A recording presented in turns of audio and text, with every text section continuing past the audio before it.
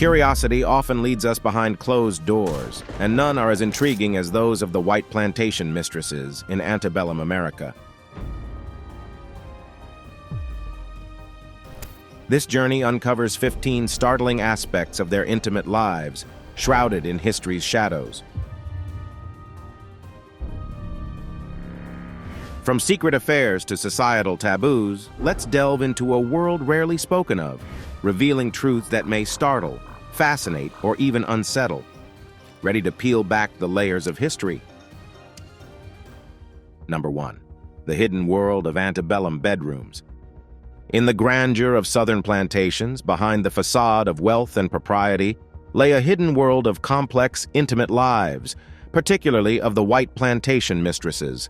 These women, often depicted as figures of grace and poise, navigated a labyrinth of personal desires, societal expectations, and unspoken rules within the confines of their bedrooms. The sanctity of marriage in antebellum society was a public affair, yet privately, it often bore a different face. Many mistresses found themselves in loveless unions, arranged for economic or social benefits. Within these constraints, some sought solace in clandestine relationships. These affairs, ranging from fleeting romances to enduring attachments, were shrouded in secrecy for fear of societal backlash and personal disgrace. But not all relationships were born of emotional voids. Some mistresses engaged in affairs as acts of rebellion against the rigid societal norms or as a pursuit of personal happiness. These liaisons, while providing a temporary escape, also posed risks. The balance between personal desire and societal expectations was a delicate one. Scandal could ruin a woman's reputation, leaving her socially ostracized. Interestingly, the antebellum bedroom also became a space where power dynamics played out. In a society where women had limited agency, these private affairs sometimes offered them a degree of control and autonomy, albeit in a limited and often risky capacity. The dynamics were further complicated when race and class intersected.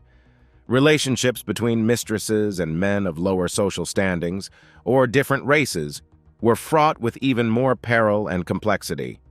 Furthermore, the bedrooms of these women were not just spaces of romantic or physical encounters.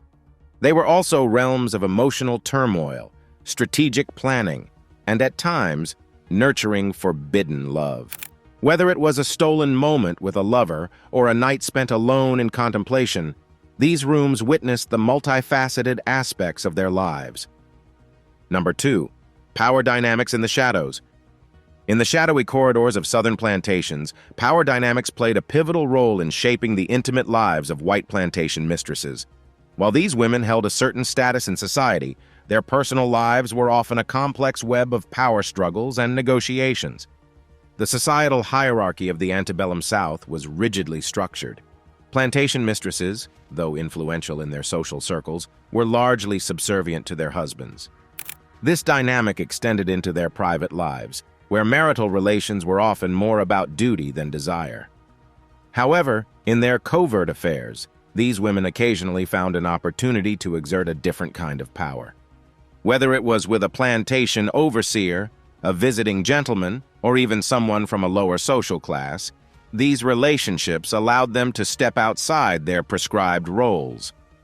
Interestingly, these affairs were not just about physical attraction. They were also about control and agency in a world that offered them little. For once, they could choose their partners, dictate the terms of their encounters, and experience a sense of empowerment. However, this power was a double-edged sword. If discovered, the consequences could be severe, ranging from social ostracism to personal ruin. Therefore, these relationships were navigated with a mix of boldness and caution. These dynamics also extended to the relationships between mistresses and enslaved individuals. While some accounts suggest instances of consensual relationships, the inherent imbalance of power and the lack of agency for the enslaved persons make these encounters deeply problematic and controversial. These liaisons were often complex entanglements of domination, exploitation, and, in rare instances, genuine affection, further complicating the narrative of power in the antebellum South. Number 3. The role of race and class in intimate encounters. Race and class were two pillars that profoundly influenced the intimate encounters of white plantation mistresses in the antebellum South. These factors not only dictated societal norms, but also shaped personal relationships in ways that were often hidden from the public eye. In a society where racial hierarchy was stringently enforced, relationships across racial lines were fraught with taboo and danger. Encounters between white mistresses and men of color, whether enslaved or free, were rare and, if discovered, met with severe repercussions. These relationships challenged the very foundation of a society built on racial supremacy and were thus shrouded in even deeper secrecy. Class, too, played a crucial role. The antebellum South was a society deeply conscious of social standings. Intimate encounters across class lines, such as those between a plantation mistress and a lower-class white man, were considered scandalous. These liaisons were seen as a breach of the unspoken social contract, where marriages and relationships were tools for maintaining or enhancing one's social status. Interestingly, the intersection of race and class also manifested in the relationships between mistresses and their slaves. While some narratives romanticized these encounters, the reality was often starkly different.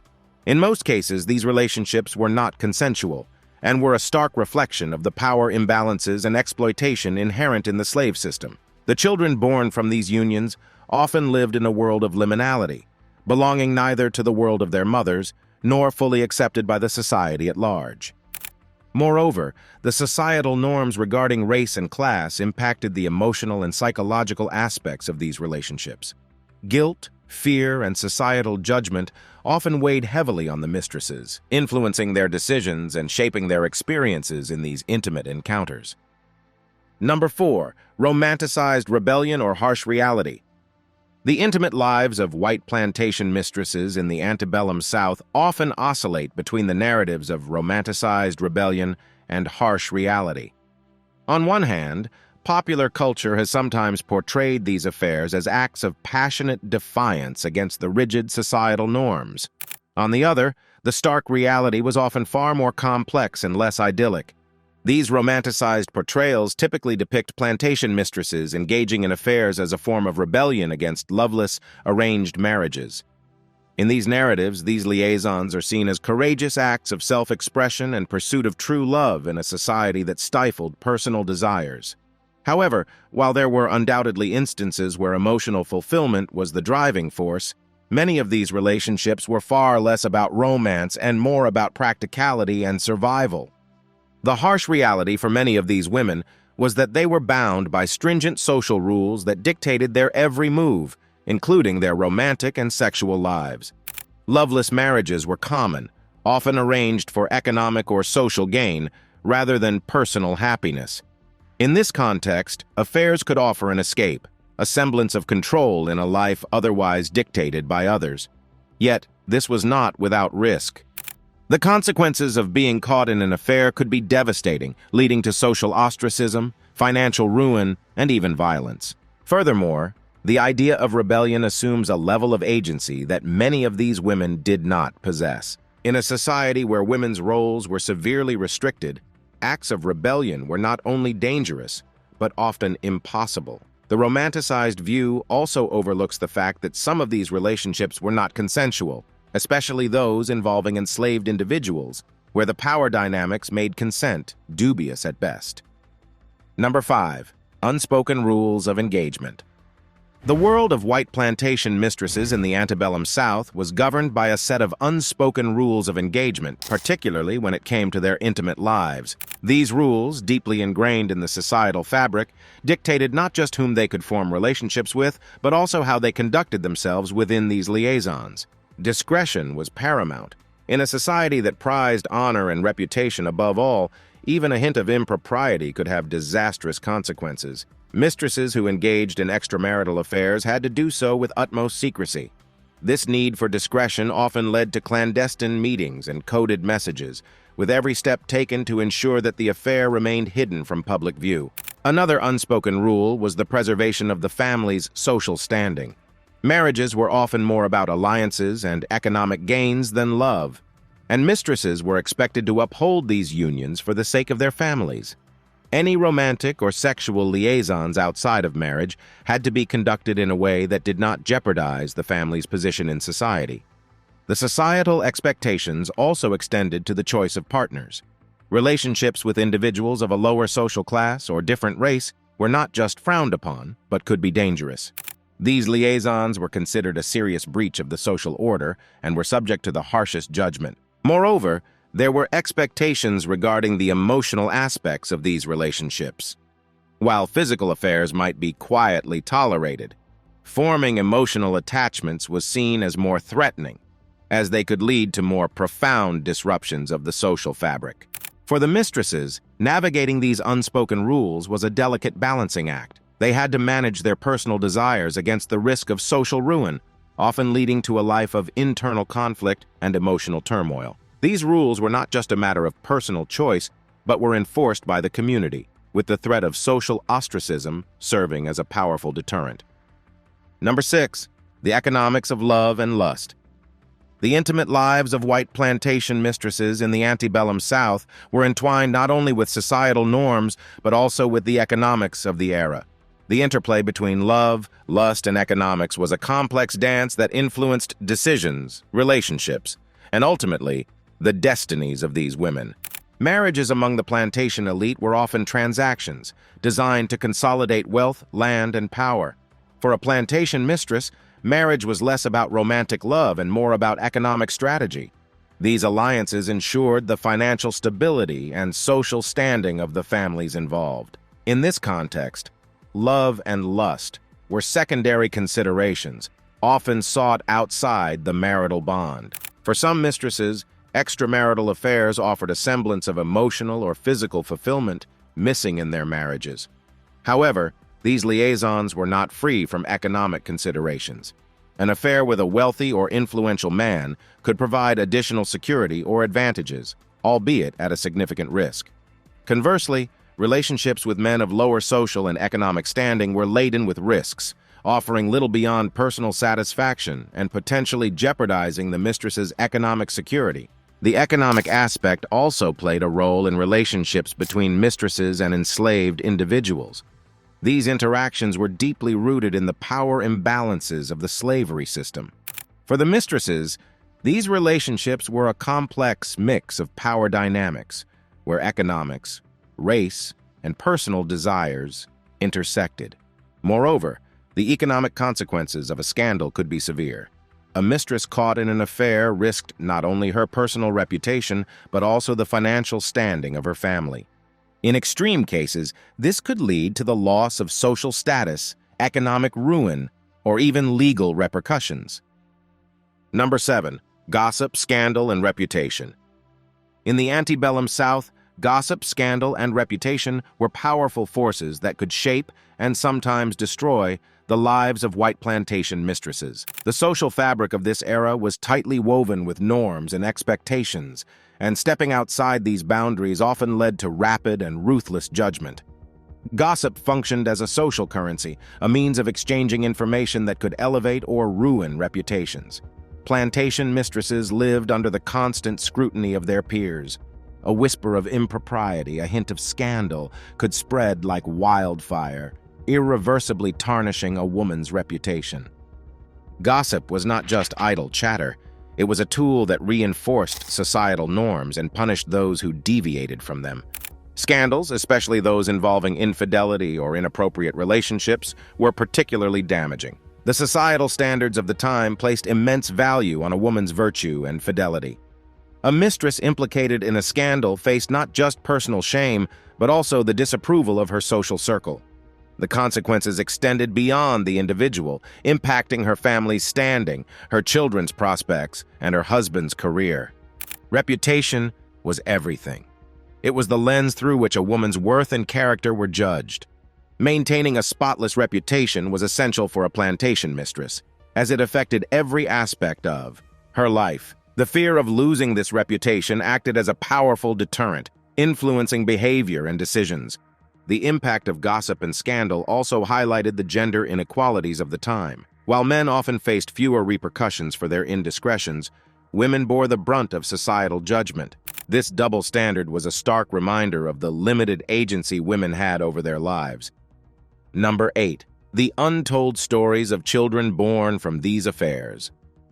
The children born from the illicit affairs of white plantation mistresses in the antebellum South represent a poignant and often overlooked chapter in history. These children, born under the shroud of secrecy and scandal, lived lives marked by complexity and ambiguity. For children born from affairs within the white community, their lives were a delicate balance of secrecy and normalcy. If their paternity was hidden, they might be raised as legitimate children, but always with the undercurrent of unspoken truths and potential discovery. For the mistresses, the birth of such a child was a constant reminder of their transgression, a living secret that needed to be protected to preserve the family's honor and status. More complicated were the stories of children born from liaisons between plantation mistresses and enslaved men. These children embodied the stark contradictions of their time, born into a society that valued racial purity, and yet themselves a product of its violation. Often their very existence was a taboo subject, and their lives were marked by a lack of acknowledgement and a struggle for identity. The fate of these children varied widely. Some were raised in secrecy by their mothers, while others might be sent away or even absorbed into the slave community. Their social standing, opportunities, and treatment depended largely on their appearance and the circumstances of their birth. Number 9. Health, hygiene, and birth control methods. In the antebellum South, the subjects of health, hygiene, and birth control were integral yet understated aspects of the intimate lives of white plantation mistresses. The understanding and practices around these topics were vastly different from today's standards, reflecting the medical knowledge and societal attitudes of the time. Health and hygiene in the context of intimate relations were rudimentary. The knowledge about reproductive health was limited, and discussions on the topic were often taboo. Plantation mistresses had to rely on folk remedies and the limited medical advice available to them.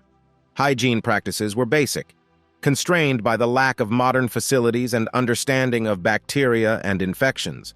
Birth control methods were primitive and shrouded in secrecy, given the societal expectations of marital fidelity and procreation.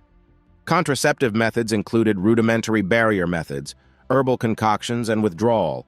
These methods were unreliable and poorly understood, often passed down through whispered advice rather than formal medical consultation.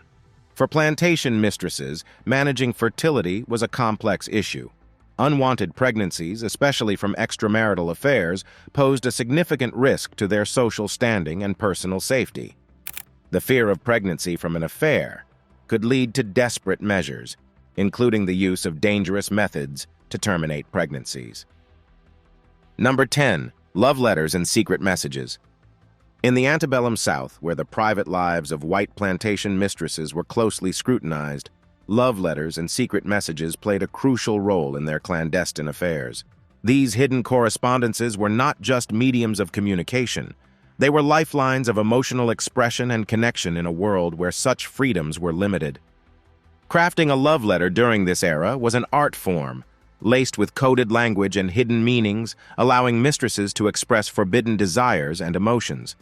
These letters were often poetic, weaving romantic sentiments with everyday news, masking the true depth of their feelings from prying eyes. The thrill of receiving a covert letter added a layer of excitement and danger to these affairs, fueling the romantic intensity. The exchange of these letters and messages required meticulous planning. They were passed through trusted servants, hidden in secret compartments, or discreetly handed over during social gatherings. The risk of discovery was high, and a single intercepted letter could lead to scandal and ruin.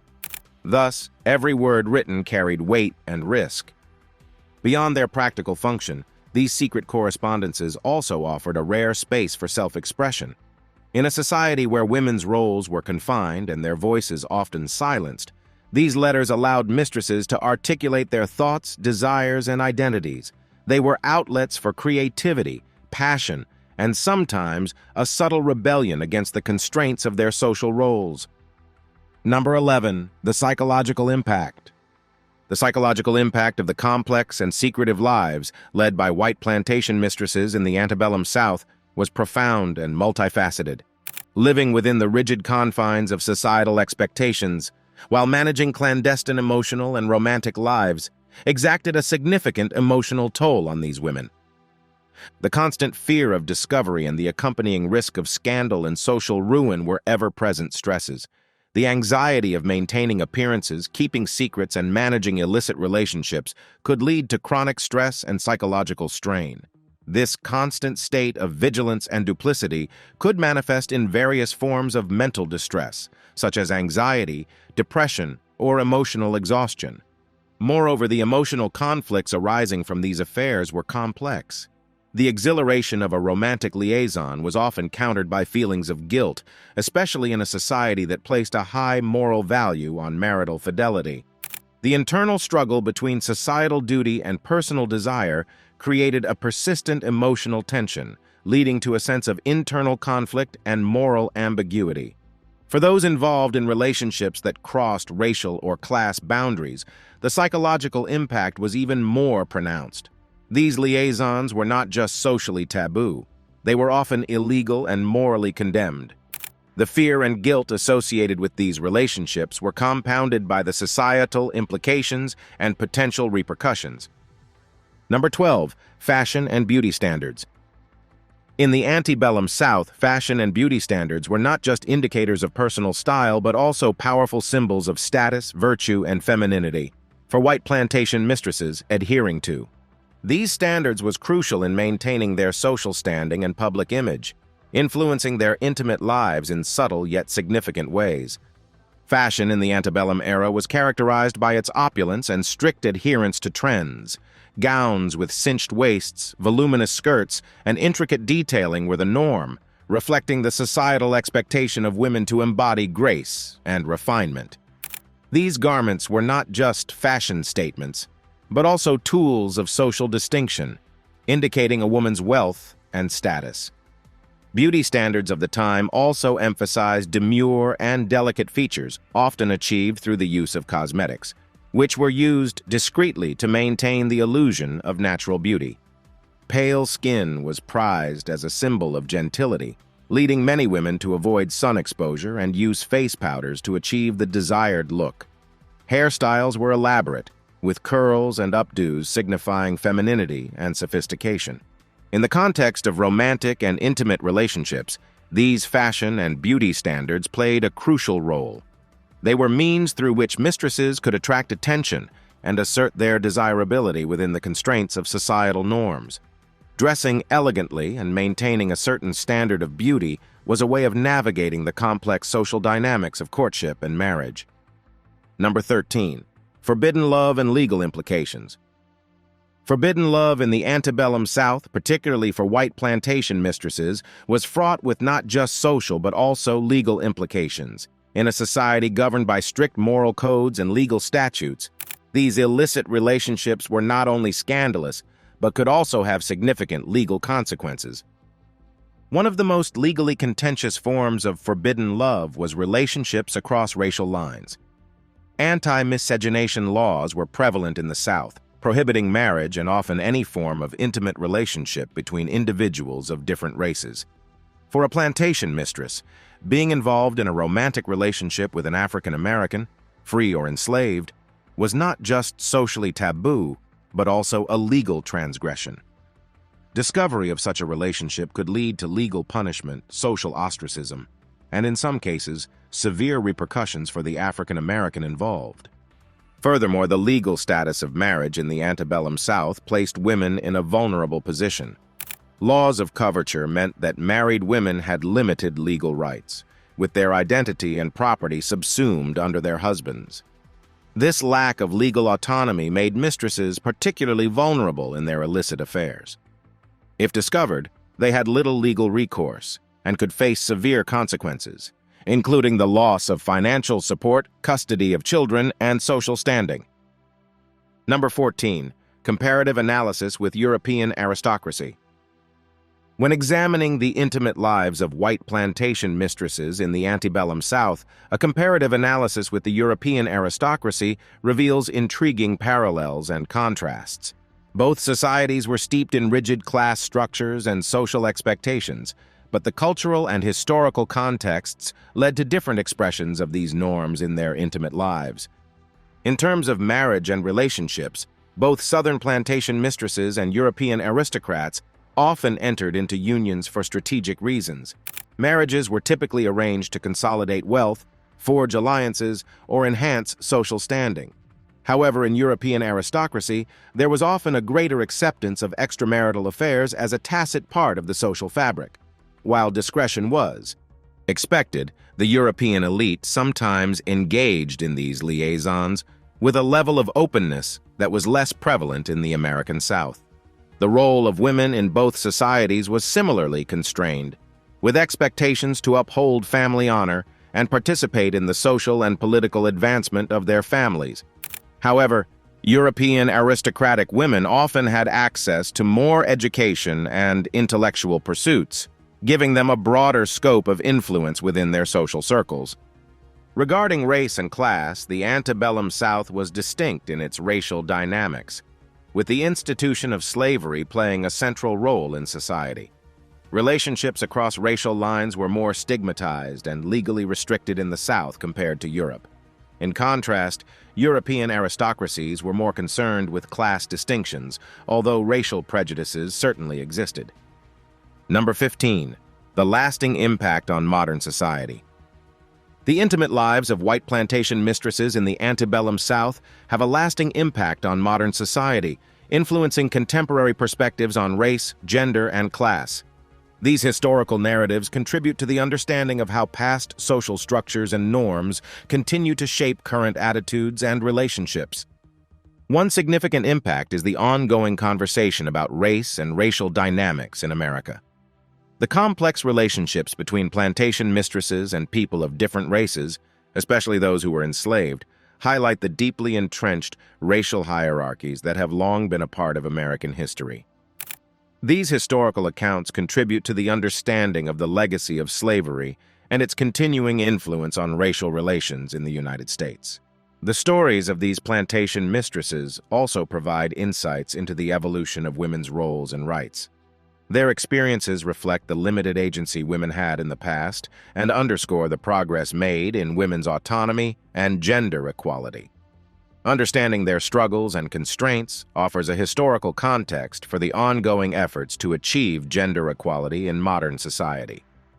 Additionally, the class dynamics and the emphasis on social standing and wealth in the antebellum South resonate with current discussions about class and social mobility.